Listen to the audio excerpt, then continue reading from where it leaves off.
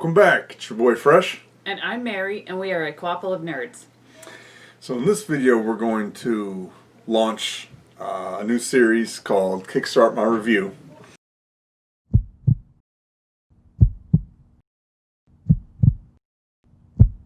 So when we first signed up for the channel, I went on to Kickstarter and started backing a bunch of cooperative and a couple other games. Just started backing a lot of games, and this is the first one that came in. So hopefully they'll start being a little more regular. It does take them a while to get a Kickstarter game out too, just because they're trying to get their production funding up front. So today we're going to review Psycho Chickens. But before we get started, don't forget to give us a like, a subscribe, and follow us on Facebook under a Co-ople of nerds.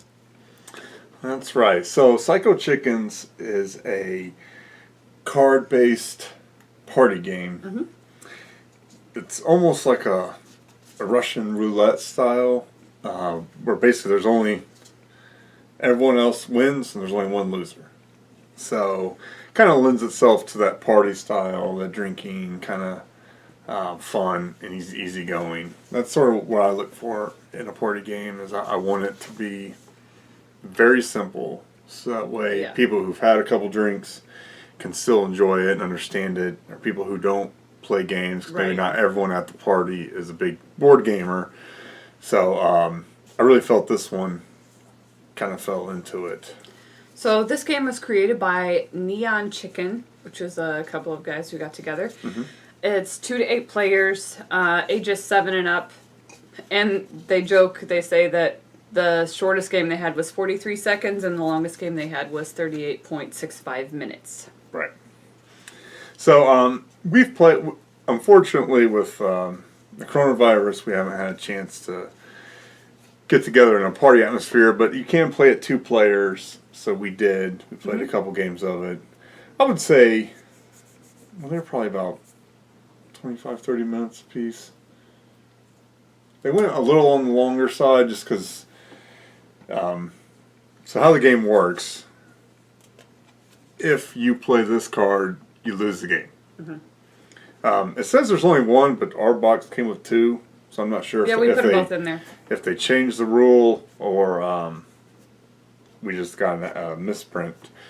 But in 2 of our 3 games, it was pretty far down in the deck, the Psycho Chicken. So those took a little bit longer. And I think with 2 people, there's not as many cards out on the table to begin with.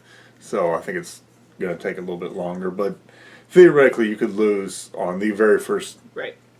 So you don't actually get to see your hand. Your hand is face down in front of you. So when you play a card, you're playing it blindly. So if you were to blindly play the Psycho Chicken, then of course you lose. So that's how, because you might think, well, why would I play the Psycho Chicken then? And then I just wouldn't lose. Well, you wouldn't have a choice. Right. So everyone gets dealt 3 face down cards. You just grab one, flip it up, and do whatever the card says. Sometimes it'll be something beneficial, sometimes it'll be something negative. And we'll go over some of the examples when we get to components. But the first category is story/theme. There's isn't for either. This is just not applicable. It is a party game. I would say if they were going for a theme of random, they succeeded. Yeah. Or funny. Yeah. It's got some humor in it. But yeah, there's no theme or story. Yeah. Alright, so components/art. So I'll show you a couple examples of cards. Again, so the top is just sort of the little joke, the picture's a joke, and then basically you're looking at the bottom to see what you do. So this one, you take three more turns. This one here, you get to peek at one of your cards. This one here, you get to get 2 more cards from the deck. This is a taco. That's my favorite. That's Mary's favorite. It's just a taco. So the cards with the red borders have a slightly different rule set to them. So basically they're either in play for X number of rounds, or they're in play until you choose to use them. But again, it's kind of all the same thing. So within the next round, if someone plays the Psycho Chicken, you lose with them. Protection from self-inflicted wounds for 2 rounds. So basically, that card where you have to take 3 more turns, you could ignore that if you have the fluffy guard out. Right. Here, don't do what your next card says, so that can be good or bad. And then finally, of course, the Psycho Chicken. The card quality is solid. They're not the little cards. They're not the big tarot cards. They're just standard size cards, my favorite size. The instruction booklet is tiny. Yeah. This is it's it. pretty straightforward. And it's got a lot of jokes in it. So, and the coolest thing about this is the box. So it has a magnetic clasp. I like those kinds. So you can hold it by the lid, give it a little jiggle, and it's not going to open up. So if you got it in your purse or backpack or something, you don't have to worry about it. It's portable. Spewing out. Yeah, it's very portable. You can, smaller than my hand. So you can easily take this to a party, which is what it's designed for. So the gameplay, what did you think about the gameplay? Pretty simple and straightforward. I like it. It fits a party game where there's very little thinking. It's just funny pictures and sometimes funny things that you have to do, and you're just trying to not draw the chicken. And occasionally, it is kind of a take that. Yep. Occasionally, a little bit. Yeah, there's a little take that, but that kind of goes with the whole party theme. Right. Like, oh, I'm gonna make you take an extra turn, or Yeah. Or I'm going to switch cards with you. Right. Yeah. So if you happen to have peeked and saw the Psycho Chicken, you can give it to someone else. She did that to me. But I just thought it was fun.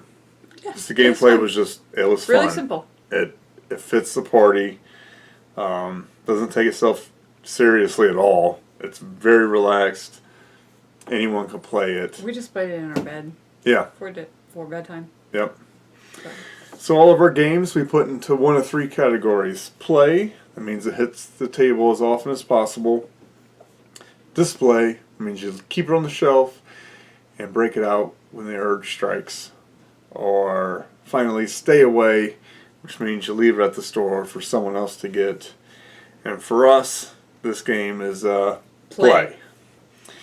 Mainly in a party setting. I don't think we'd break it out 2 players Not very often. But still, I think if we were in the mood for just a quick game that was kind of relaxing, maybe, something that we didn't have to do a whole spread. Right. This might be something that we pull out. Yeah, we go to a movie theater that makes you sit like 30 minutes before the movie starts, and normally has like a big production on the screen, a whole bunch of previews and little trivia and things. And it's also a brewery. I could see us bringing this game there and kind of just messing around with it while we wait for the movie to start.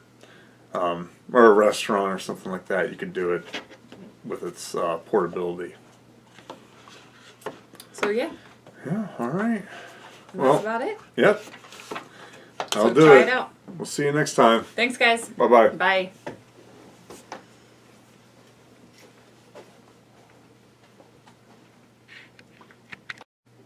Hey, Pumpkin. Twitter. Everybody's like, what the heck? Why is that funny?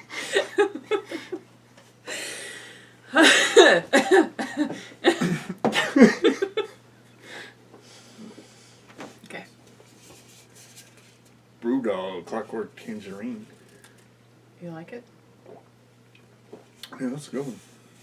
Tangerine Session IPA with natural flavors. Disgusting. IPA. I think the fruit IPAs are, Not as bad. they cut down that bitterness. Ready? Mm-hmm.